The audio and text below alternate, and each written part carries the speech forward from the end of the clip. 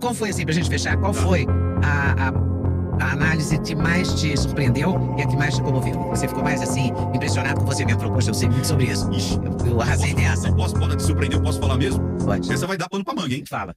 Foi do ex-marido da Maria da Penha. Da Lei Maria da Penha, aquela Penha. moça que ficou na cadeira de rodas? Exatamente. Te surpreendeu por quê? Porque, olha, vou contar rapidinho. Tá. Ele, eu não sabe. Primeiro, o que eu sei do caso da Maria da Penha? Talvez o que você sabe do caso da Maria da Penha? Eu sei que o marido fez alguma coisa que já deixou paraplégica. Bateu, queimou, não sei. Eu não sei exatamente detalhes. Pois é. Mas sei que ela ficou paralítica, daí veio a lei que tem o nome dela, porque o marido fez isso. E o marido acho que nunca foi condenado, os filhos já pediram condenação. Então. Não tem uma história assim? Cara, essa história daria um ler da entrevista 2. Mas eu vou tentar ser bem sucinto, bem sucinto mesmo. A história quanto tempo a gente tem? 1 minuto? Não, temos mais, temos uns 10. Então tá, então vou contar rapidinho. Você tem 10 anos. Esse vale a pena. Olha que loucura. Você viveu talvez até um pouco mais do que eu esse momento. Isso foi em 83. Eu tinha 13 anos. Eu lembro dessas histórias que era tipo, o cara bateu tanto na mulher, que ela ficou tetraplégica, paraplégica e tal. Depois tentou matar ela eletrocutada, não sei o quê, aquela coisa toda. E é isso aí. O cara é um carrasco. Essa é a história que eu sempre ouvi. A mídia contava essa história. Eu também. Aquela Isto É, inclusive, uma vez fez matéria com ele de capa. Ele de perfil, assim, dizendo assim, a face da violência doméstica no Brasil, blá, blá, blá, blá. E aí começaram a pipocar a gente falando assim, analisa o Marco Antônio Heredia, analisa o Marco Antônio Heredia, analisa o Marco Antônio... Quem é esse Marco Antônio Heredia? Não sei lá quem é o Marco Antônio Heredia. Aí alguém falou assim, não, é o ex-marido da Penha. Eu falei, cara, o cara bateu na mulher, quer que eu fale o que esse cara tá falando?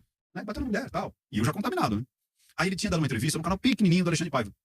Aí um dia, eu falei, tá, sei lá, tô com folga, vou dar uma olhada. Começo a olhar o cara contando a história. Como é que foi o dia, o Alexandre Paiva contando? Eu tava lá, cheguei com as minhas filhas, fui dormir, papapá, ouvi um barulho, papapá, quando eu acordei, os caras me agarraram, papapá, me deram um tiro aqui, mostra um tiro. E ele mostrando, eu falei, eu virei pro Rian, que é da minha equipe, falei, Rian, esse cara tá contando a verdade. E o que eu faço agora? O que eu faço? 40 anos de história, eu ouvi essa história a vida Mas você acha que essa história é mentirosa, na verdade? A história que as pessoas querem saber, ela é totalmente mentirosa. Ela não se sustenta se você lê o inquérito. Não é o que ele conta, é o que está no inquérito. No inquérito. Ele não é culpado? Não. Ele não deixou ela paralítica? Ele foi condenado. Então vamos lá, o que a justiça diz?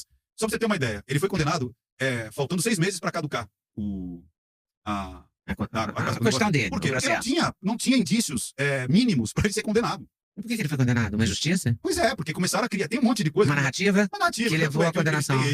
Aí vamos lá. Ele nega? Nega. Ele já escreveu acho que mais de 20 livros sobre esse assunto. Teve agora um especial na Brasil Paralelo, porque eu levei a história pra lá, e eu falei, tá aqui, ó. Os caras falaram, não acredito que é assim. Eu falei, pesquisa, vai lá. Pra você ter uma ideia, ele nunca encostou a mão nela. Palavras de quem? Dela.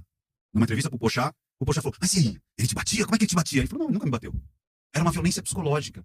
A própria Maria da Penha fala, ele nunca encostou a mão em mim. Só que todo mundo, mas e o tiro? Ah, não, então ele forjou um assalto, aí deu um tiro em mim com uma escopeta, e depois ele se feriu com uma faquinha. Tem laudo médico. Ele tomou um tiro de 38. Ela toma um tiro e ele toma um tiro.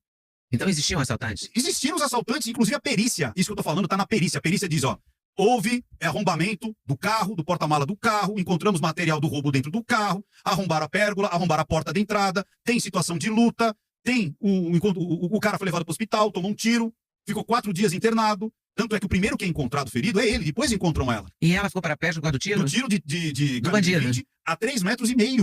De um bandido. Então, e como é que ele... De um bandido, porque entra os bandidos na casa, dão um tiro nela, ele entra... Na realidade é o seguinte, ele vai ver o barulho. Tá acontecendo barulho, eu vou lá, o cara enforcam ele, e ele lutando, porque o 38 era dele, e aí ele dá um tiro pra cima, no que ele dá um tiro pra cima, ele ouve um tiro também no quarto.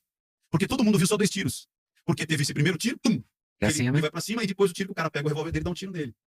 E eles fogem. Então, olha que doideira. E quem deu o tiro na Maria da Penha? Um dos bandidos? Um dos bandidos. Aí vamos lá. Ela toma um tiro, ele toma um tiro.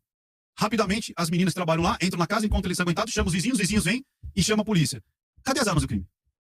Quer dizer, o cara dá um tiro na mulher, dá um tiro nele mesmo e as armas sumiram.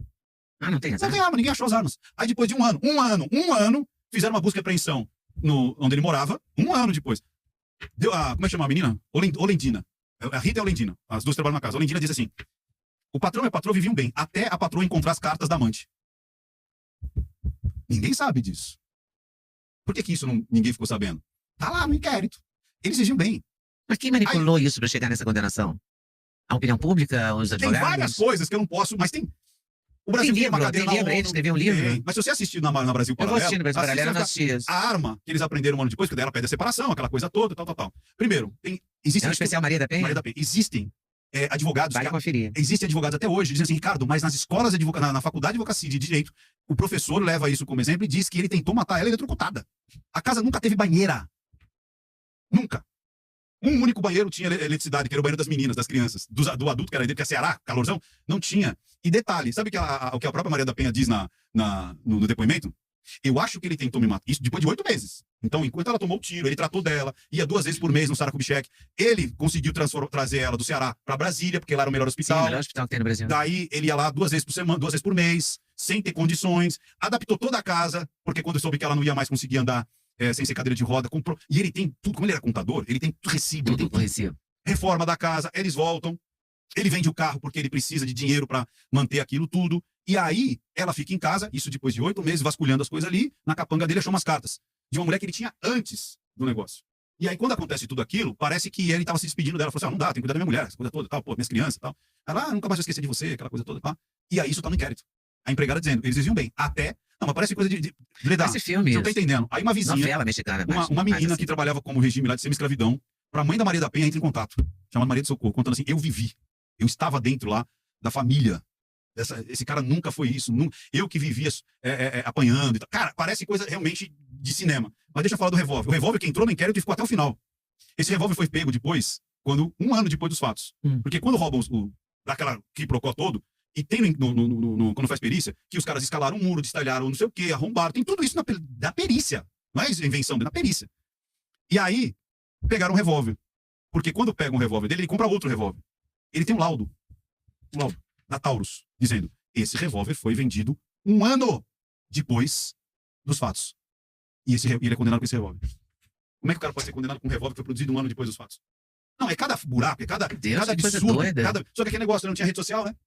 Então, era uma comunicação. Ele tá preso, tá solto, tá o quê? Não, aí com 19 anos e meio, acontece uma coisa muito doida, que eu não posso falar, porque daí eu vou mexer com os advogados, mas é uma coisa ridícula que acontece, né?